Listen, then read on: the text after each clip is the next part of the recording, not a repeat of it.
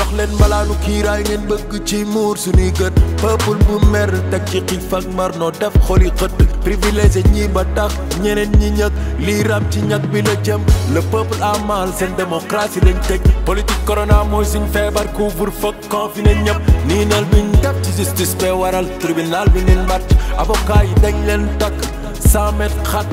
takk der yi ay liifkat ku wax ñu jàpp xët tëj ñaata booy lañ. asalaamaaleykum mbokk internetu seen kaddu tey nag ñu ngi fii biir université Cheikh Anta Diop bu Dakar ñu gis ne démb génnee nañ benn communiqué buy wane ne dañuy suspendre lii di amicale yi teg ci aussi tamit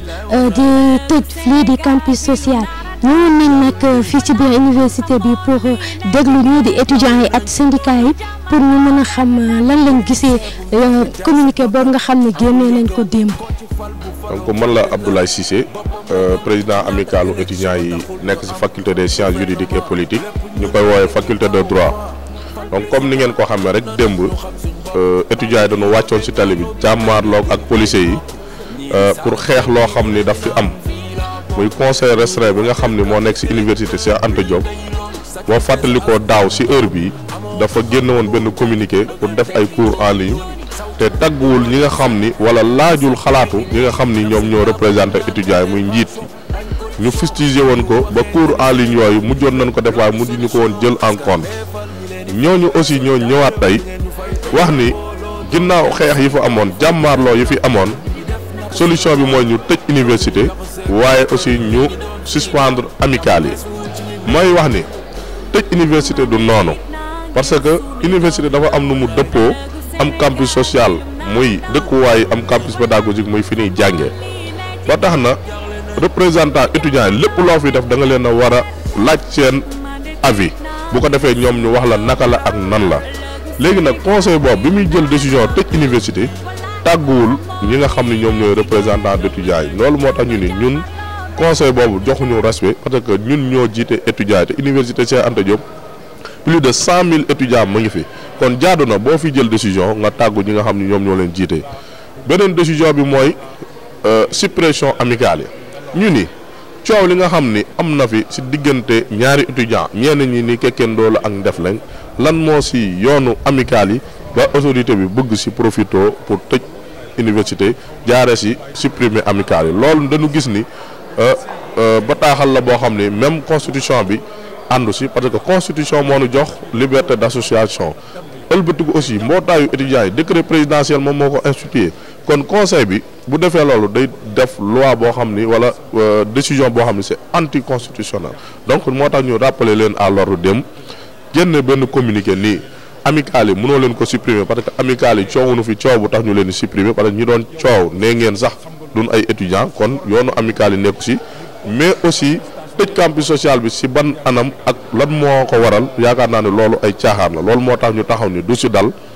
génne communiqué doyatul ñu jàkkaarloog policiers yi baare avenue Cheikh Anta Diop mais aussi baare corniche bi donte nekkul loo xam ne lu ñuy rafetlu parce que koor gi nit ñi dañuy woor di bëggan ñi beeg yooyu moo tax tey ñu ni bi nu recteur woowee ñu ni nan dem toog waxtaan parce que kilifa bu la woowee da nga koy déglu xool naka lan lay dénk ak naka lan lay delloo mais waxtaan bi yëpp aussi nanu xam ni ñu ngi xamale askan wi ni lépp loo xam ne moom moo nekk intérêt étudiants yi ñun dañ koy préserver benn intérêt étudiant kenn du ko bafoué benn équipe bu étudiant amoon incha allah ci kàttanu borom beeg màggaayam duñu ko ñàkk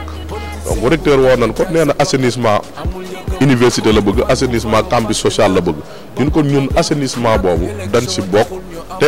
dañ jàpp ni lu war a am la waaye ñi nga xam ne ñoom ñoo représentant étudiants yi ñoom ñoo war a nekk au cœur ñoom ñoo war a nekk ndey mbill yi parce que ñun ñoo xam kuy étudiant ku dul étudiant donc processus boobu ala kulli àll faawu ñu bokk ci donc du nu leen neexee rek la ñuy doxalee en face étudiants yi nga xam ne ñoom ñoo nu dénk seen kàddu. alors asalaamaaleykum mbokk yi man maa ngi tudd Hassan Baldé nekk étudiant ci faculté des lettres et des sciences humaines au département de philosophie nekk ci licence 3 pour ce qui concerne sa question sa première question bi mooy li jëm ci fermeture campus social bi yaakaar naa ne tey jii nii université bi li fi ne ci nit boo ko naree ne da ngay ne boo nee da ngeen jóg ci benn jour rek génnee ñëpp loolu noonu yaakaar naa ne moom baaxul parce que am na ñoo xamante ne si ñu ngi jóge fii ba ci àll yi dëkk àll yi ñu baal ma ci terme bi ñoo xam ne fu sori lañ jóge ci Sénégal ñëw fii xamuñu kenn Dakar ñoom université la ñu xam boo leen génnee xamoo fan la ñuy jëm xamoo fan la ñuy loger et constatant tey jii nii Dakar mu mel ak nu mu grawee nga génnee ñooñu noonu fii donc loolu day ñàng su ma sañoon recteur bi wala directeur de cours bi dañoo war a toog concerté ñu xool yan tey jii nii ci yan anam wala ci yan solution la ñuy jéem a mettre en place pour ñu jéem a éradiquer loolu noonu ko mais bu ñu bëggee génnee ñëpp fii nii rek loolu du baax quoi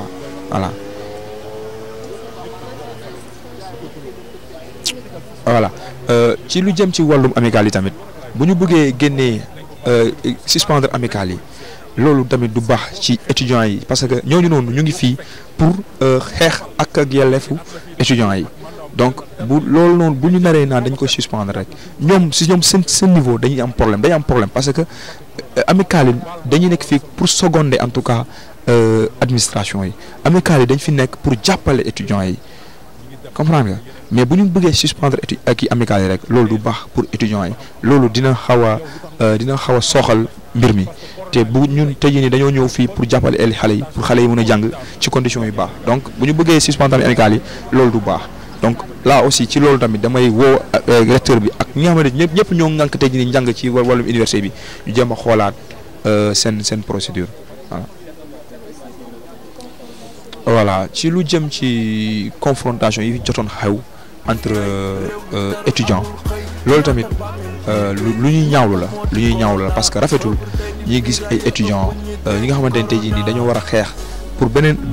intérêt mais ñuy xeex entre seen biir juste parce que am na loo xamante ne si lu ñàkk fayda la moo leen war a boole parfois ay affaires yoo xamante ne kenn xamul lan la jékki saa rek boole ko ak nit loolu rafetul ci statut bi étudiant dafa war a nu tuuti nekk benn modèle ci société étudiant dafa war a doon loo xamante ne si tey jii nii moom lay naan élite nation donc bu ñu nee yow yaay élite nation donc da nga war benn taxawaay boo war a taxawee quoi tey jii nii xeex bi ñuy gis ci campus bi rafetlu wuñ ko benn yoon bu ñu sañoon dañuy jéem a xool nan la ñuy doxalee en tout cas étudiants yi jéem a mettre en place seen responsabilité seen sens de responsabilité ñu bañ a nekk fii di xeex di reyante quoi donc loolu laa amoon lu ma ciy yokk quoi merci beaucoup. asalaamaaleykum maa ngi leen di nuyu sama mbokk étudiants yi man maa ngi tudd Mbaye ak Ndaw étudiant la ci faculté des lettres et sciences humaines maa ngi pare sama 3e année de licence en philosophie tey nag ñu ngi fii pour waxtaan ak problème yu étudiants yi di jànkuwanteeg ak université bi logement bi ak yooyu d'abord ci amicale yi ak ci fermeture université bi ndax dañ koy tëj wala duñ ko tëj ak xeex bi am entre diggante ñun étudiants pour amicale yi franchement man nanguwuma pour ñu tëj pour ñu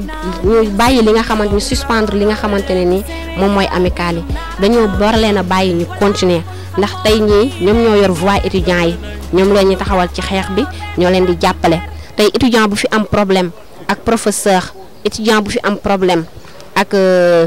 sa département ñu fixé la examen boo xamante ne ni yow pare woo pour def ko pas pare woo pour def ko parce que heure bi jotul mais pare woo pour def ko parce que heure bi ñu ko waroon jàpp pare goo leen cours bi ñu jàpp ko loolu étudiant mënul ci dara parce que étudiant su xeexee ak professeur moom mooy perte dans ce cas professeur boobu noonu ak étudiant bi pour ñu trouver terrain d'entente loolu amical bi mooy ñëw taxaw ci waxtaan ak moom jàppale leen te ku la ci jàppale na la ci sa jàng.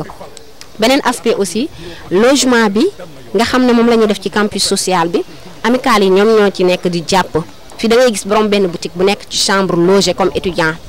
tandis que am na ay étudiants yu navette di ñëw am na aussi ay comment dirais-je ñoo xamante ne ni jàngatu ñu fi logé loolu tey pour ñu mën leen a génne amicale yi ñoom ñoo xam travail bi nécessaire recenser nit yi xam bu baax ñan ñoo fi war a dëkk ak ñoo fi warta dëkk kon loolu noonu man d'accorduma pour ñu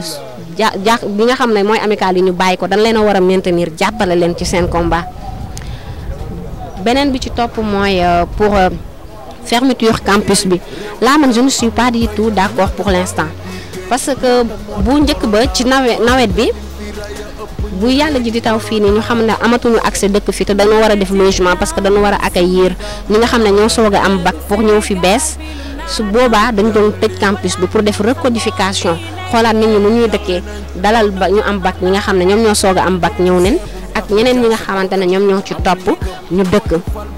kon loolu noonu tey bu ñu waxee ne dañuy tëj campus social bi heure bii ni du arrangé parce que ñu ngi ci digg jàng nit yi di jàng ñi di préparer seen examen ñi di nekk ci leneen di bind seen mémoire kon franchement heure bi bu ñu ko bëggee tëj day métti ci ñoom dinañ navette ji ak temps koor gi ñu nekk même après koor bi sax instant bi ñu nekk di jàng ñu bëgg a tëj campus bi day métti ci ñoom te ñu jugee Rufisque ñuy jugee Thiaro yëpp bu ñu leen xalaatee vraiment yaakaar naa ni waruñu mën a tëj campus bi pour nag xeex bi nga xam ne moo am ci diggante étudiants yi nga xam ne ñoo dëkk souvent li koy indi mooy que ni ku nekk day bëgg a wane sa aada ak cosaan que ni sama aada neex na ma bëgg naa ko dama koy wane dajale samay nit ñu wane suñu aada loolu baax na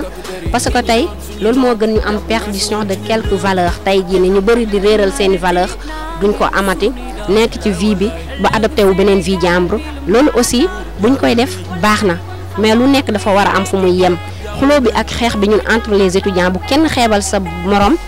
aada bi nga xam ne moom la gëm ak cosaanam gëmal sa aada keneen gëm aadaam ñu def ko ci respect ak ay valeurs affaire bi jëm kanam xeex bi amul benn solo parce que jàng moo ñu fi njëkk a indi su nekkatoon jàng bi ñu dajale tey buñ mën a dajoo bay ñëw di def ay di mën a rencontré wu tey jii nii ba jot fi di xeex kon nañu njëkkee jàng bi wane ay bons résultats doog a ñëw ci aada bi ak culture bi te bu ñu ci ñëwee lu mu am solo da nga xam ne bakkan moo ko gën a am solo ñuy bàyyi xel yu bari sunu moroom yi loolu laa moom lu ma doon wax merci beaucoup. wolof bi.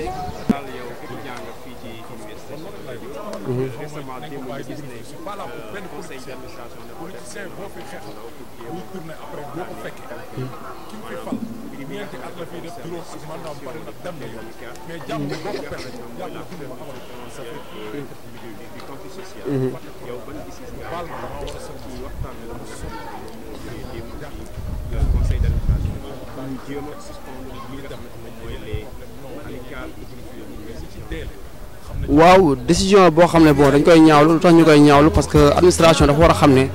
ñoom kese nekkuñu fi quoi dañ ko bokk ak ay étudiants te dama yaakaar ne nit ki boo leen bokkee dara waxtaan da ci baax lool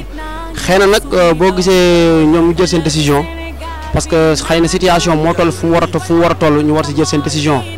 mais tamit nit ki boo jël sa décision dama yaakaar ne da nga koy teel a jël matuwaay boo ko jël da nga koy teel a jël mais mënoo bàyyi ba situation am nga bëgg a jël matuwaay tu vois. dama yaakaar ne ñoom bu ñu toogoon waxtaan ak les acteurs concernés xam naa dinañ trouver consensus parce que boo gisee boo xoolee ba xool bu ñu trouver kii bu ñu joxee seen kii bi seen décision ne carrément dañuy tëj campus bi suspendre kii amical yi automatiquement gis nga lu xew démb si guddi étudiants yi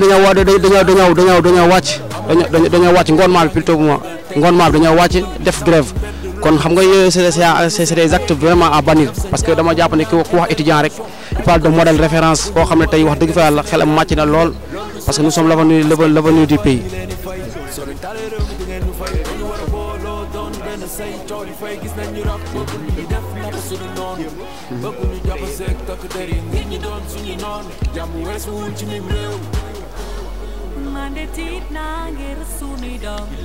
non jàpp ma war na mën a demee noonu parce que tamit bu dara dul dara étudiant amical yi ngay wax nii ñoom ñoo fi nekkal pour défense étudiants yi parce que sinon fekkee ne amical yi nekkuñu fi woon kon étudiants yi dañu leen di sacrifier vite fait tout récemment gisoon nga fi amoon na toogoon nañ ay situation ay jamono yoo xam ne fii affaire métti woon na lool bourse na nga doon génn il a fallu que amical yëpp mobilisé wu taxaw jàkkaarloog force de l'ordre yi pour gars yi parce que xam nga li nga loo mënut a comprendre administration wala état ñoom chaque instant lu ñu mën a def dañ koy loo xam ne war nañ ko mën a def dañ koy négliger ba am problème posé ñu ñëw après médecin après la mort ce qui n'est pas normal moo tax ñoom bu ñu war a def duñ ko def à temps moo tax chaque instant ngay gis problème yi amical mënuñu ko suspendre parce que ñoom dañ fi nekk pour étudiants yi fii problème yi fi nekk dafi jeex tout récemment bu ñu waxee fermeture fii bibliothèque bi mais étudiants yi ñoom ñoo kii amical ñoom ñoo taxaw mais su nekkoon amical dañ koy tëj léegi yow imagine toi ñi def master wala master 2 ñi def seen recherche comment ils vont faire maanaam gis nga loo gis waxtaan da ci baax da ci baax mais situation violence boobu ñun ngay wax noonu ikat loolu yàgg na fi yàgg na fi ñoom yàgg nañ ci teg seen bët Cheikh Amar nekkoon na fi n'est-ce pas keneen ak keneen tam nekkoon na fi ñoom yooyu noonu tooy toog seen nopp kon ñoom ñoo si def luñ ci war a def kon nag buñ toog ba tey lii am ñuy ñëw di dawal di dawal sa affaire indo dañ ko war a teg ci yoon loolu la quoi.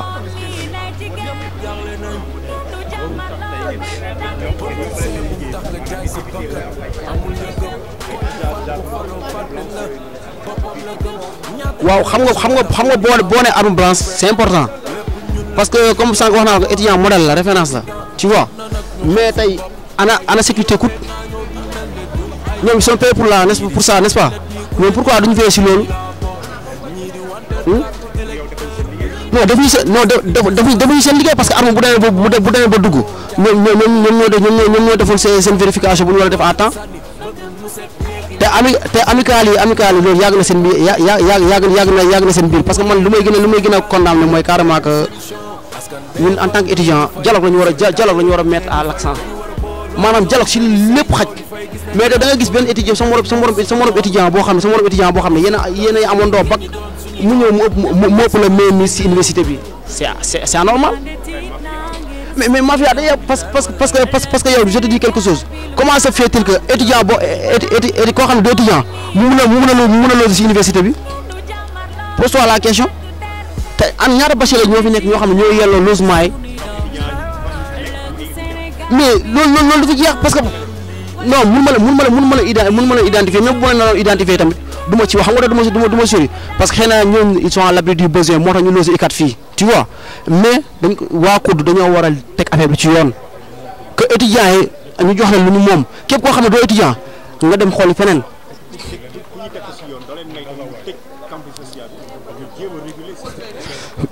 merci c'est important xam nga temps corona bi ñaata mois lañ def kër ga plusieurs mois est-ce que amuñu woon nécessairement le maximum de temps pour ñu defar loolu non di yeesal ay peinture lii ñëw ñu ñoroñu ñun côté pédagogie moo ñu yor d'abord dégg nga fii am na problème salle yow boo ñëwee nouveau bachelier rek instant université fees na xam nga parler de reprise graduelle gars yi ne reprise graduelle ngeen koy interdire mais reprise graduelle rek ay possible parce que yow boo xoolee tey nombre de nouveau bachelier yu fi nekk nga war a jël L2 L3 massa bi ñëw non université duñu fa xaj te actuellement y a problème de salle da ngay gis ne léegi salle sax yow bu ñu la fixé salle bi sax ku la njëkk a ñëw sax moo koy mujjee accaparé wu. lan laay wax autorité maanaam bu ñuy réagir nañu réagir à temps ñu bàyyi ba dara xew ñu doon réagir tu vois comme ça tey wala bourse yi fi am fii ay ñoom ñoom fàllu seen ñeneen chaque instant état bi day tardé di réagir te loolu du yoon bu ñuy nit booy réagir da ngay réagir à temps te ñu bàyyi affaire mafia ay sew sewaan yi université képp koo xam ne doo étudiant amoo sa place yi war a fi mën a loger te ñuy def tout ñuy waxtaan ak acteurs étudiants ñuy gérer amicale parce que bu fekkoon amicale bu ñu fi nekkutoon dañuy sonn de étudiant dañu leen sacrifier vite fait lu si bëri tey amicale ñoo si jàpp sinon kon instant kenn waxatu ko waaw ok jaajëf. Ok Diallo, vous êtes étudiant à l'université récemment on a noté des confrontations qui ont occasionné une perte de vie en la personne de M. Diémé entre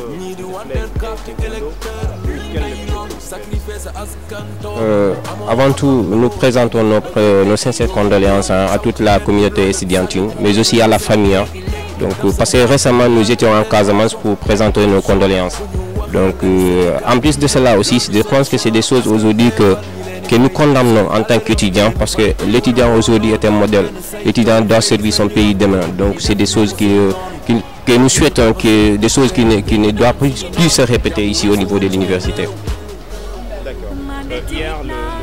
CD avec le conseil d'administration,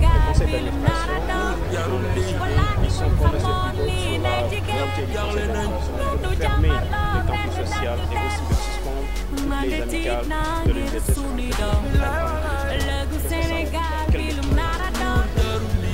Nous savons ça, c'est impossible. Hein. C'est impossible de fermer les campus sociaux. Pourquoi? Parce qu'aujourd'hui, il y a des étudiants qui viennent dans les villages les plus reculés du Sénégal.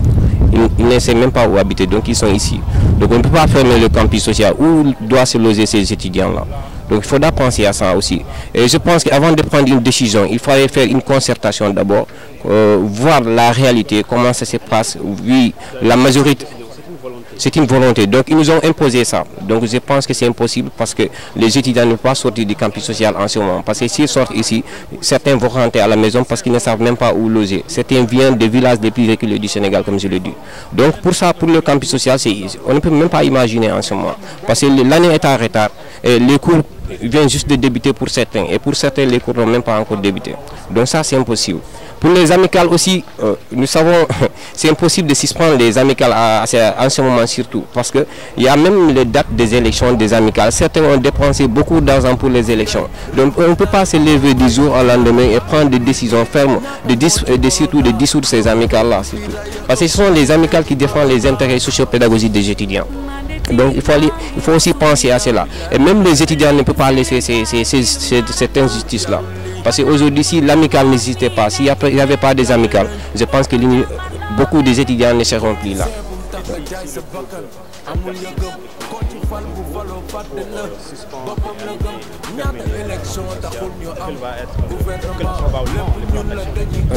Perturbation totale, il n'y aura même pas de cours. C'est impossible. L'administration est consciente de cela. Je pense qu'en ce moment même, ils sont en négociation. Si, bien sûr, l'information qu'ils ont reçue est très bonne, ils sont en négociation pour essayer de trouver des solutions. Après juste le communiqué, vous avez vu les étudiants sortir, toutes les amicales. Donc, il y avait une grève ici. Parce que c'est impossible.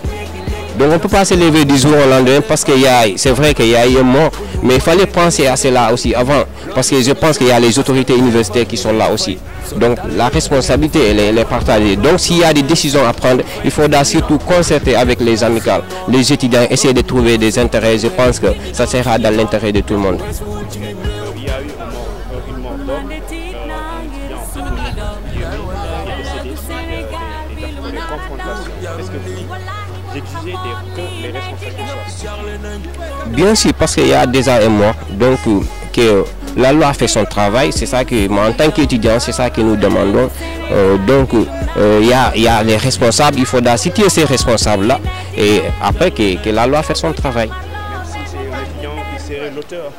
Est-ce que c'est un étudiant, est-ce que c'est pas un étudiant? Moi je ne vais pas rentrer dans ces détails. L'essentiel, il y a un mort, que les responsables soient cités et que la loi fait son travail. Nul n'est au-dessus de la loi. Et nul n'est au-dessus de la loi aussi. Vous ne serez pas là à manifester pour la libération d'un éventuel étudiant? Non, à chaque fois que les étudiants se manifestent, c'est pour défendre les étudiants. Soit c'est pour les bourses ou bien s'il y a des injustices au niveau de l'université. Mais je pense que dans l'histoire de l'université Cheikh Anta Diop, on n'a jamais entendu un étudiant tuer un étudiant.